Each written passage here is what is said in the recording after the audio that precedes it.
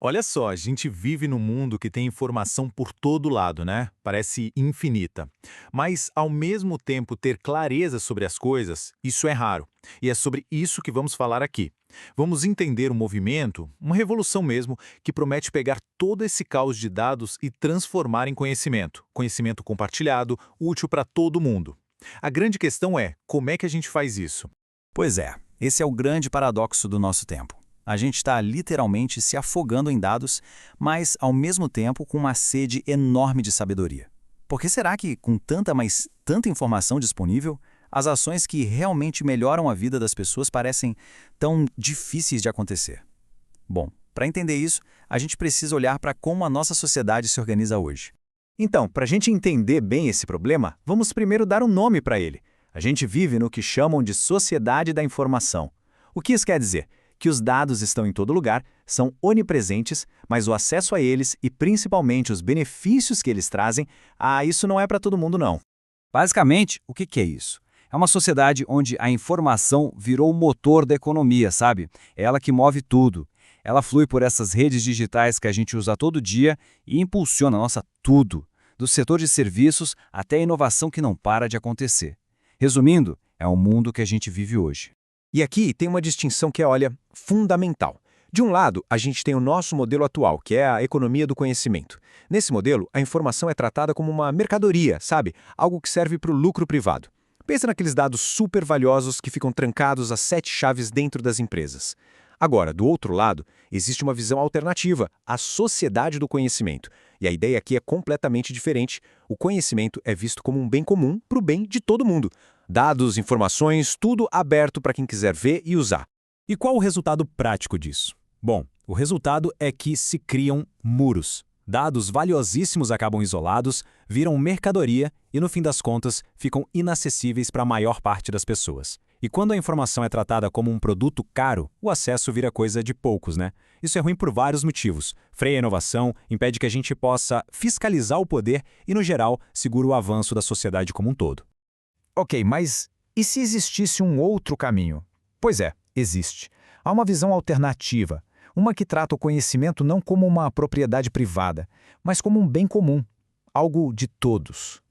Vamos ver o que isso significa na prática. A palavra-chave aqui é bem comum. Pensa nisso. A ideia é que o conhecimento, quando ele é compartilhado, ele capacita, ele dá poder para cada pessoa na sociedade. Não é só sobre ter acesso à informação, sabe? É muito mais do que isso. É sobre poder participar de verdade, na economia, na política, na vida cultural do país.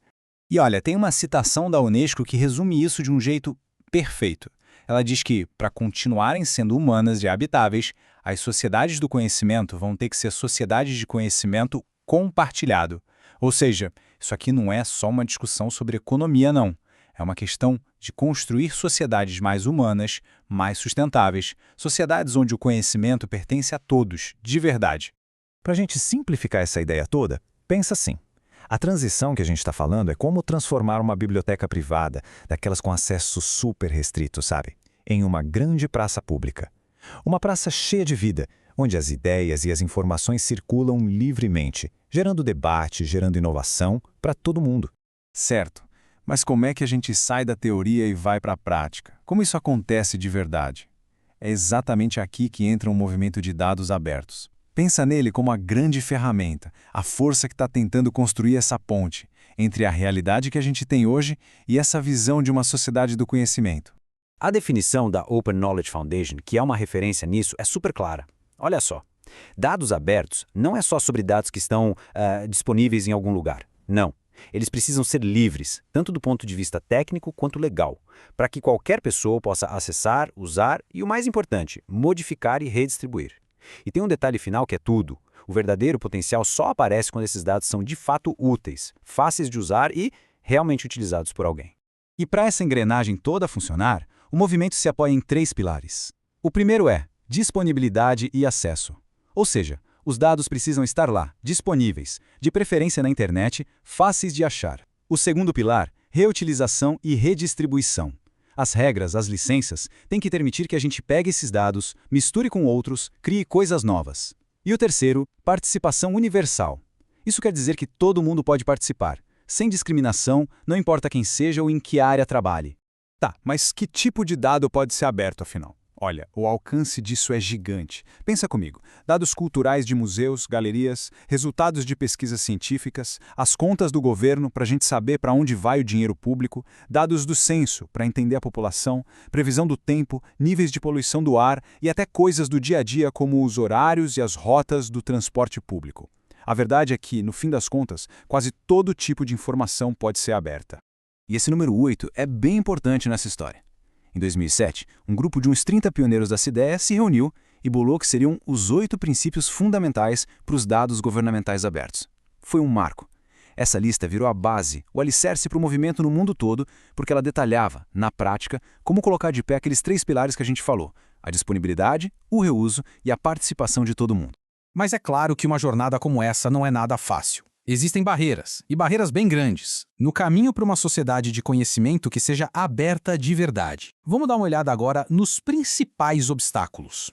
Esses desafios são bem complexos. Primeiro, tem o obstáculo institucional. É difícil mudar a cultura, principalmente em centros de pesquisa que estão acostumados há décadas a manter os dados fechados, sabe? Depois, tem o desafio legal e ético, que é super delicado. Como é que a gente equilibra a transparência com a proteção da privacidade das pessoas? É uma linha tênue. E por fim, tem a barreira comercial. O modelo de dados abertos bate de frente com o mercado bilionário do Big Data, que muitas vezes funciona justamente explorando os dados pessoais da gente. E tem mais um risco enorme aqui: o progresso não está acontecendo igual para todo mundo. Pelo contrário, existe uma divisão global se formando.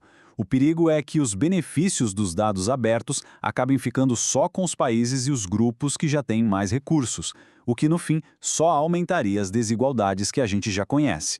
E tudo isso nos leva a uma pergunta que é central. Será que esse ideal de abertura, com todo o potencial incrível que ele tem, será que ele é forte o bastante para superar interesses comerciais gigantes, barreiras institucionais super antigas e ainda por cima esse risco de aumentar a desigualdade no mundo?